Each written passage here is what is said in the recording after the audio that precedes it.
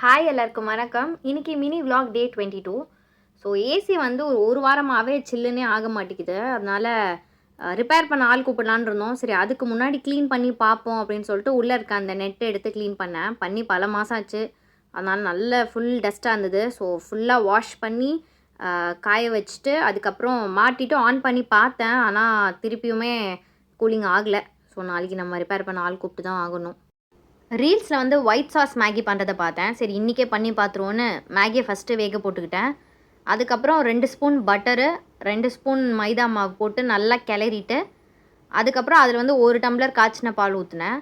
அது நல்லா கெட்டியாக வந்ததுக்கப்புறம் அதில் வந்து உப்பு, ஒரு spoon oregano, 1 spoon chilli flakes, Maggi masala எல்லாத்தையும் போட்டு நல்லா மிக்ஸ் பண்ணிட்டு மேகியும் அதில் போட்டு மிக்ஸ் பண்ணி சாப்பிட்டிங்கன்னா வேறு லெவலில் இருந்துச்சு.